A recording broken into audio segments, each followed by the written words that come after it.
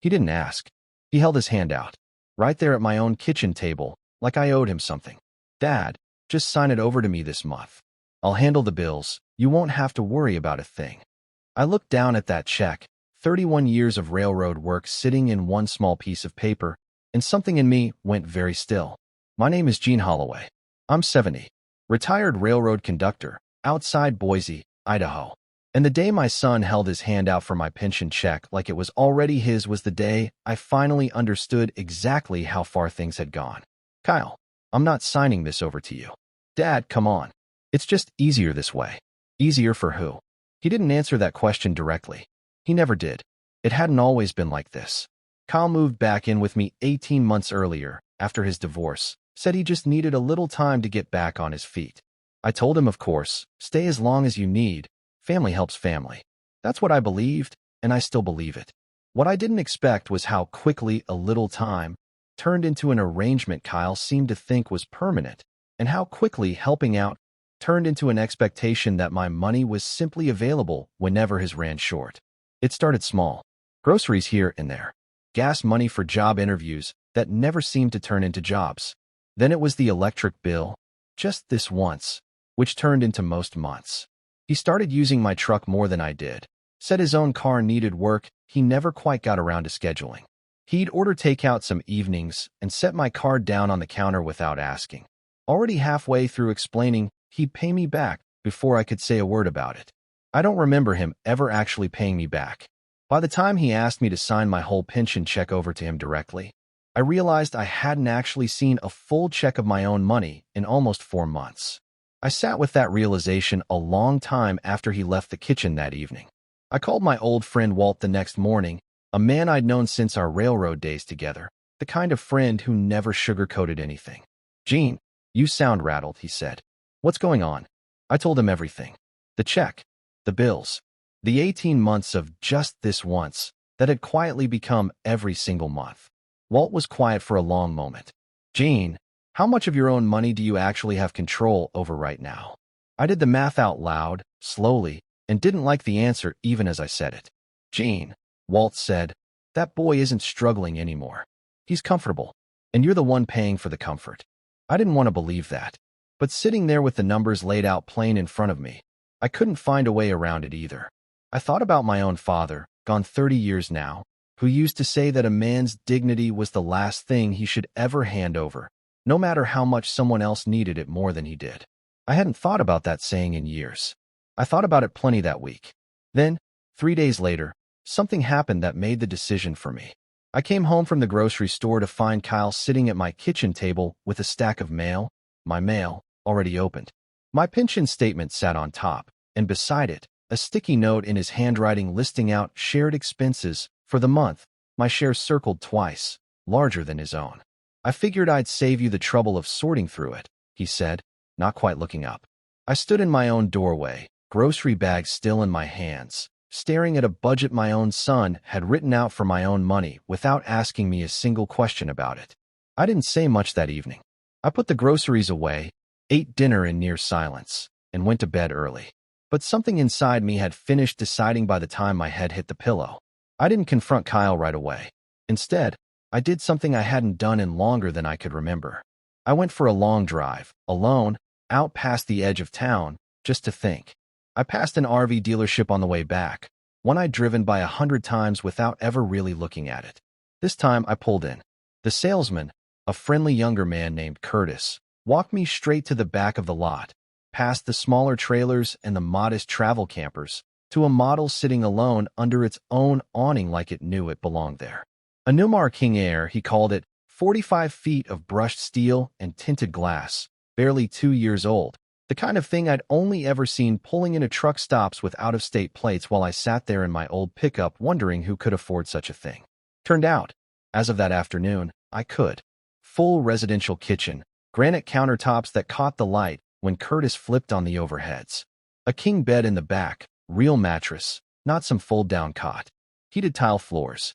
Solar panels on the roof for boondocking. Whatever that meant, Curtis explained it twice before I actually understood. There was a little booth with a table by the window, the kind of spot where a man could sit with his coffee and watch the sun come up somewhere new every single morning if you wanted to. I sat in the driver's seat a long moment, my hands on a wheel that wasn't attached to a single obligation waiting for me back home. Most folks your age go smaller, Curtis said, half joking. Easier to handle. I've spent 31 years handling other people's schedules, I told him. I think I can manage a big steering wheel. I asked him the price. He told me. It was more than I'd ever spent on anything in my life outside of the house itself, more than my old truck and my first car combined 3 times over. I asked him what it would take to drive it off the lot that same week anyway. He seemed a little surprised at how quickly I said yes. I was a little surprised myself. I didn't tell Kyle right away. I spent the next several days quietly getting things in order, transferring what remained of my savings into an account only I had access to, redirecting my pension deposits to that same account, and arranging with a property management company to rent out the house while I was gone, enough to cover the mortgage and then some. I left a note on the kitchen table the morning I finally left, the same table where he'd held his hand out for my check just 2 weeks earlier. Kyle, I read it wrote, I love you, and I hope you understand someday that this isn't about anger. It's about me finally remembering that 31 years of hard work earned me the right to decide what happens to my own money, in my own time, on my own terms. The house is being managed while I'm gone. Rent's due on the 15th, same as it's always been, though now you'll be the one paying it directly, same as any other adult managing his own life. I love you. I'll call you when I'm settled somewhere. I drove out of that driveway an hour later, an RV worth more than my old pickup truck rattling comfortably around me, and I didn't look back even once. Kyle called that same evening, his voice somewhere between confused and furious. Dad, what is this? Where are you? What do you mean the house is being rented? Exactly what the note said, Kyle. You can't just leave. What am I supposed to do? The same thing I did at your age, I said.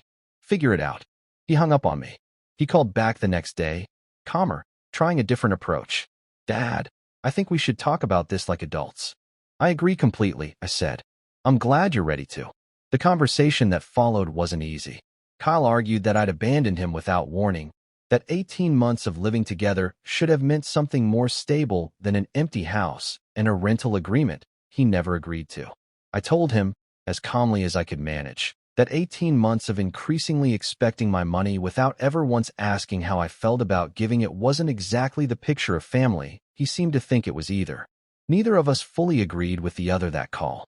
But something in his voice had shifted by the end of it, some of the certainty gone out of it, replaced by something closer to actual worry, the kind that comes from realizing the ground under your feet isn't as solid as you assumed. I spent that first month parked at a quiet campground outside Yellowstone. Mornings spent with coffee and a view I'd worked 31 years to finally have time to actually look at. I called Walt most evenings, told him about the elk that wandered near my site one morning. The stars out there so thick, they didn't look real. Sounds like retirement finally caught up with you, Walt said, laughing. Took its sweet time, I told him. Kyle called every few days that first month, the conversation slowly shifting from anger to something more honest. He told me he'd picked up a second part-time job, something he said he'd been avoiding because it felt beneath him after his old career, and I bit my tongue about exactly whose money had been keeping that particular pride afloat for the past year and a half. He paid the first month's rent on the house himself, on time, without me having to remind him once. He mentioned it almost shyly on our next call, like he expected praise for doing something that should have simply been ordinary. I told him I was proud of him anyway. Sometimes ordinary things deserve saying out loud, especially when they're new. It's been about 8 months now. I'm currently parked outside a small town in Colorado, planning to head toward warmer weather before winter really sets in. Kyle's been managing the house responsibly this whole time, working steadily, and last month, for the first time in almost 2 years, he asked me a question that had nothing to do with money at all. He asked if he could come visit me on the road sometime, just to see this new life I'd apparently built for myself out here. I told him I'd like that. I told him to bring good hiking boots. Last week, sitting outside my RV with my coffee, watching the sun come up over mountains I'd never once had the time to properly look at during 31 years of railroad schedules, I thought about that morning at my kitchen table, my son's hand held out, waiting for a check he assumed was already his. I don't regret a single mile since. Because somewhere between that kitchen table and this mountain view, I finally understood something my own father tried to tell me 30 years ago, back when I was too young and too busy to really hear it. A man's dignity isn't something anyone else gets to hold their hand out for. It's the one thing worth driving a very long way to keep. If this story got to you, hit like, drop a comment, and subscribe for more. I'll see you in the next one.